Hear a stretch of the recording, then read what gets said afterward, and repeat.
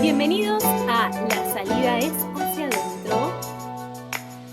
Volvemos a encontrarnos nuevamente en otro capítulo de nuestro podcast y en esta ocasión vamos a hablar de un tema muy lindo, muy importante, muy copado y muy humano. y muy útil. ¿Y cuál es ese tema, licenciada? Resiliencia. Resiliencia. ¿Qué es la resiliencia, Martín? Explícanos un poquito. Bueno, la resiliencia es una expresión que proviene en realidad de la física y algunos autores dicen que proviene de la construcción de los submarinos, donde la resiliencia tenía que ver con la capacidad del submarino de soportar la presión según la profundidad, digamos, ¿no? Claro. O sea, a mayor profundidad, mayor presión, más resiliente era el submarino. Y la psicología toma este término y lo aplica a la capacidad del ser humano justamente de poder soportar situaciones de presión, de adversidad, y no ser destruido por ellas, ¿no? Sino al contrario salir fortalecido de cada una de esas experiencias. Qué bueno que se pudo tomar este término, pensaba, desde la psicología y reconstruir o resignificar la palabra desde este lugar tan bonito que nos posibilita tomar una adversidad, un problema, algo que nos ocurre, que siempre nos están ocurriendo cosas adversas, o pensemos, a ver, la pandemia, pensemos en la inflación que existe ahora en Argentina, pensemos por ahí en alguna problemática de pareja o con los hijos. Siempre hay adversidades que tenemos que transitar y qué bueno es poder hacerlo con esta bonita capacidad que no hace que la adversidad desaparezca, sino que transitarla con autoconocimiento, transitarla con esta capacidad de mirarte a vos mismo, de repente puede hacer que toques tu eje y resurjas como una suerte de ave fénix para desde ahí tener más herramientas, más posibilidades de salir adelante y demás, ¿no? Qué bueno esto que compartías, Gaby, que me hacía pensar en esto, ¿no? Digo, vos mencionaste algunas situaciones más sociales, ¿no? Más comunitarias, como por ejemplo la vivencia de la pandemia, que fue planetaria, fue mundial, la inflación, que podríamos pensarla, por ejemplo, nosotros los argentinos, que es una realidad que vivimos ya hace muchos años, ¿no? Entonces pensaba en cómo esta resiliencia es a la vez individual, porque cada uno ha debido echar mano de estos recursos internos, generar nuevos recursos internos para poder atravesar, por ejemplo, el tránsito por la pandemia, sobre todo, más que por la pandemia, porque seguimos con la pandemia, el COVID no se ha ido, el aislamiento, ¿no? Que fue tan tremendo, todo ese año encerrados, sin contacto físico con los demás, ¿no? Que fue tan duro, o por ejemplo la inflación. Son situaciones que nos afectan de manera personal y también de manera social, ¿no? Entonces pensaba cómo también esta definición, este concepto de resiliencia es individual y personal, pero también podemos hablar de sociedades más resilientes. De hecho, para mí, si vamos a la historia, nos sobran ejemplos. La Argentina, el argentino, es una sociedad muy resiliente, ¿no?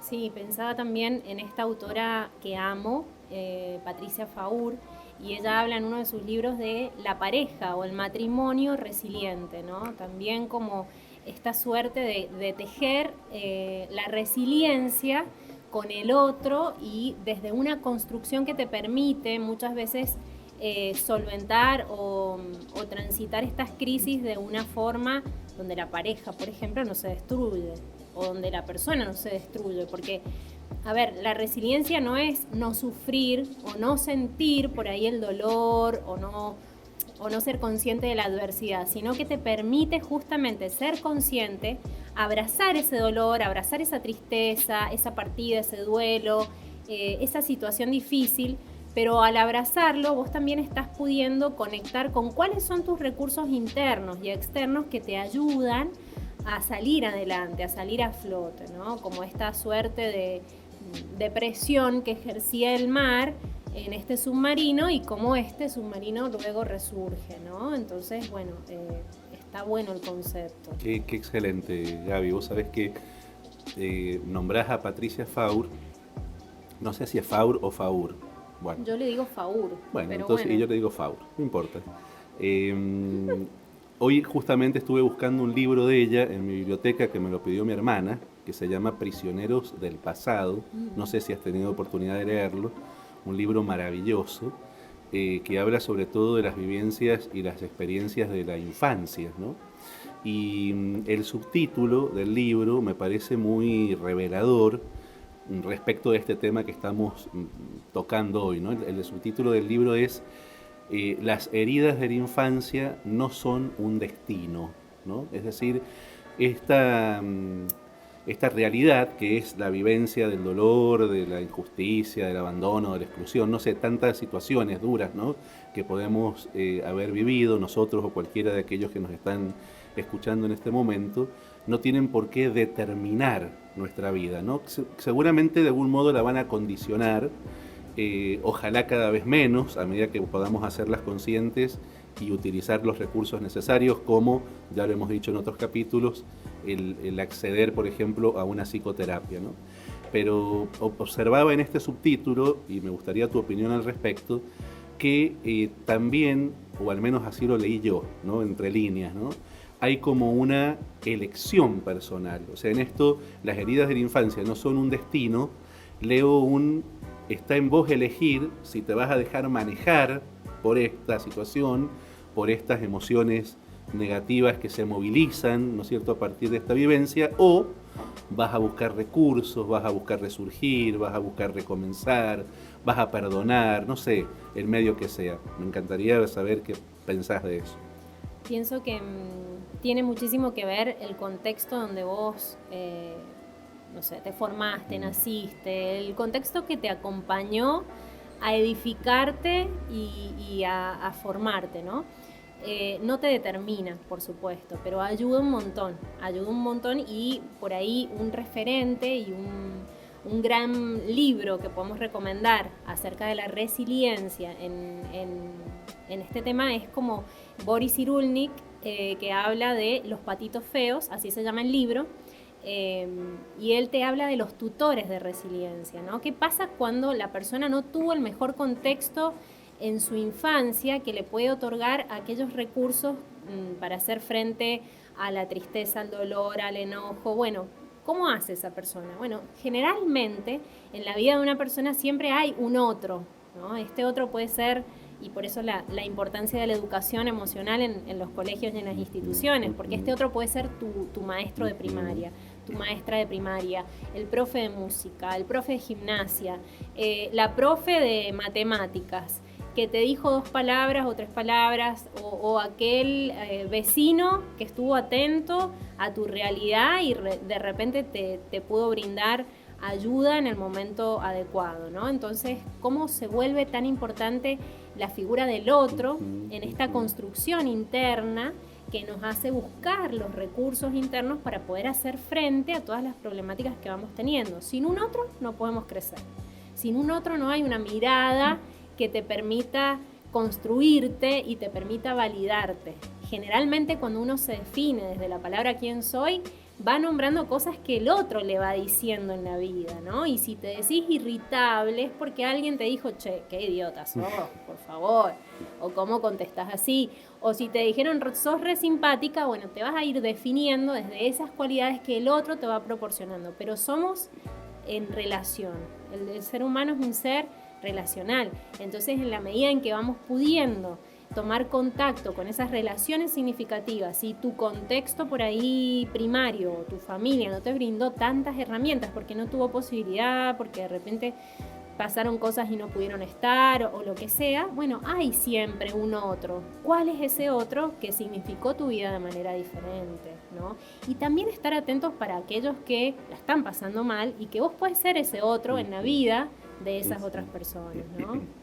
Qué fuerte esto, ¿no? Como en cada tema que vamos tocando y en todos los años que venimos trabajando, Gaby, con grupos de personas tan diversas, ¿no?, tan distintas, de distintas profesiones, de distintas edades, de distintas realidades. Hemos trabajado con personas con trastornos de ansiedad, con personas con trastornos del estado de ánimo, es decir, venían afligidas en su salud mental. Duelos. Hemos duelos, ¿no? Hemos acompañado toda clase de personas, pero siempre el denominador común ha sido la presencia del otro, ¿no? O sea, el ser humano, como en esta realidad que tiene tan hermosa, no libre de conflictos por supuesto, pero hermosa, de ser un ser social, tribal, y siempre cuando hablamos de este tema, siempre me acuerdo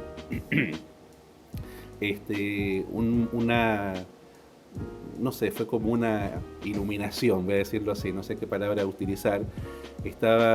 Había fallecido tu papá, y yo estaba en el velorio de tu papá, me acuerdo perfecto la situación.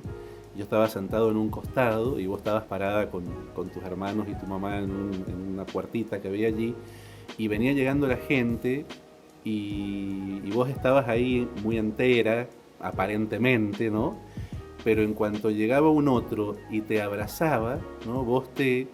Como si te sintieses habilitada, ¿no? Y entonces descargabas ese dolor, esa tristeza por la pérdida de alguien tan importante para vos, por supuesto, como era tu papá. Y me acuerdo en ese momento haber pensado en esa sabiduría humana, ¿no? Que tiene la condición humana, es decir, cómo generó estos espacios de despedida de las personas que parten de este mundo, y la pensó, porque no sabemos cuándo habrá sido el primer velorio de la historia, no sé, yo no lo sé al menos. Sería bueno sí, averiguarlo, porque me gusta saber. Pero digo, en ese momento, cómo se pensó y se soñó o se entendió que tenía que ser junto con otros, porque ese dolor era tan grande para esa persona o esa familia que necesitaba la contención de los demás. Era un espacio social, de contención social, ¿no? Y fue muy fuerte darme cuenta de eso ahí, observándolo, aparte de por el aprecio que te tengo, sos mi mejor amiga. Entonces me agradaba en cierta forma que pudiese sentirte contenida, ¿no? Pero bueno, fue como fuerte eso, ¿no? Y lo relaciono con el tema de la resiliencia por esto que estás diciendo vos, ¿no? Siempre junto con los otros es más fácil sobrellevar el dolor, la tristeza, la amargura, la sensación de soledad y demás, ¿no? Yo también leí en algún lugar, y esto te lo pregunto como una consulta, a vos que sos psicóloga, que por ahí dentro que está muy vinculado con esto de lo social, ¿no? Pero como que una condición, si se quiere, no sé si es la palabra más adecuada, para poder tener una buena resiliencia o para poder desarrollar la resiliencia es tener al menos una persona que crea totalmente en vos, que crea en vos, ¿no? Como persona. Es decir, que te afirme en la vida, que te fortalezca en tus pies, en tu personalidad, ¿no? No sé si es tan así, no sé si lo que leí es correcto, si vos has tenido oportunidad de leer algo así o no. Sí, antes de contestarte me quedé colgada como con tu comentario anterior y se me venía la frase esta: las alegrías se multiplican cuando se comparten y las penas se dividen o se hacen más pequeñitas, ¿no? Entonces en esto de poder poner la tristeza o el duelo o el dolor, compartirlo con otros es mucho más potente que dejártelo para vos solo, ¿no? Y en esto que me habías preguntado, que era un poco como que un otro que crea totalmente en vos, o sea, que te afirme como persona, ¿no? Se me fue porque soy un poco dispersa. Sí, te entiendo perfecto, me siento identificado. Por eso somos amigos. Sí, claramente. A ver, sí, es re importante la validación del otro. Y esta validación se vuelve como, no sé, tu ancla, tu potencia, digamos, ¿no? Porque hay un otro que cree en vos. Se me viene una película que no me acuerdo el nombre, pero El Camino del Guerrero.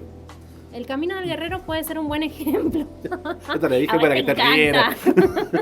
Y que de paso me la he hecho ver más de 100 veces. En todos los talleres iba. El Camino la hemos del trabajado Guerrero, mucho. Camino Bueno, del una hermosa película. Hermosa peli. Bueno, pero puede ser una peli muy factible del ejemplo, ya que no me acuerdo del nombre de la otra peli. Donde realmente había un otro que creía fuertemente en él. Ponía todas las fichas. Vos podés, está todo en tu mente, saca la basura, no sé, todas las frases que ya me lo sé de Para memoria. de memoria. Bueno, está bien. Gracias a vos. Y que por ahí se vuelve un motor potente, ¿no? Y también se me venía la película En busca de la felicidad, que también es otra película en donde había un otro que aparentemente estaba solo, ¿no? Pero él estaba tan enamorado, tan convencido de que lo que él buscaba o lo que él quería o lo que él añoraba era posible, que creía tanto en él mismo y se validaba tanto su proyecto y su sueño que no se rindió, ¿no? Y no sé si había una presencia de un otro muy activa ahí. Entonces creo que pasa también, como estos pilares de resiliencia, en la validación que otros te dan, y que por eso la vida comunitaria es muy importante, la vida, digamos, donde estás en relación con otros, que si estás transitando un mal momento no te quedes aislado, solo en tu cuarto, porque eso no te va a sumar, sino que puedas interactuar con otros en la medida de lo posible, y también en cómo creer o generar espacios propios tuyos para poder, digamos, generar ahí alguna especie de, digamos, puntapié o trampolín para resurgir, ¿no?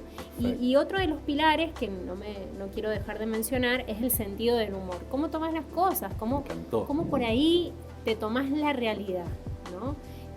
Hay muchas personas que se les pierde la llave, llegan tarde a algún lugar, no sé, se les pasa el colectivo, no sé, les ponen rojo el semáforo, cualquier adversidad pequeñita hacen un mundo enorme, ¿no? Entonces, ¿cómo cambia la perspectiva cuando lo tomas con humor, lo significas de otra forma? Y ahí la realidad suele ser un poquito más livianita. Entonces también se vuelve un trampolín de resiliencia el tema del sentido del humor, ¿no? Hablando del sentido del humor, Gaby, y antes te quiero dejar picando algo, porque me gustaría que para terminar pudiésemos compartir nuestra propia experiencia de resiliencia, ¿no? Seguimos transitando, somos seres humanos, toda la vida vamos a atravesar adversidades, pero quizás hay alguna situación puntual, concreta, más dura que nos tocó atravesar y que en algún punto es como una bisagra, ¿no es cierto?, en nuestra vida. Pero digo, antes de terminar con esto, que te invito a que pienses tu momento, digamos, de bisagra, esto del buen humor, de lo cual vos para mí has sido una maestra en eso.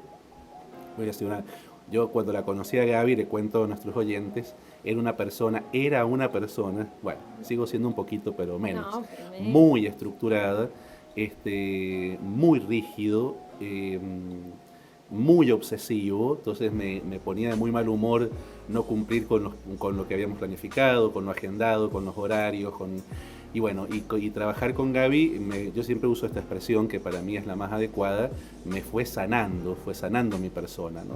Y transformándome, porque somos modificables, en una persona más flexible. No sé si súper flexible, pero más flexible. Y en esto del buen humor lo he aprendido mucho con ella, que ella se ríe mucho de sí misma, yo he aprendido a reírme de mí mismo, y para mí es una señal. Yo cuando conozco una persona y la persona comete un error y lo primero que hace es reírse de sí mismo, me doy cuenta, es como si pudiese vislumbrar que también es una persona resiliente, que también es una persona con autoestima que se va fortaleciendo, que tiene autoconocimiento, porque es casi como una tarjeta de presentación, ¿no? No sos tan duro con vos, sino que te permitís ser humano, ¿no?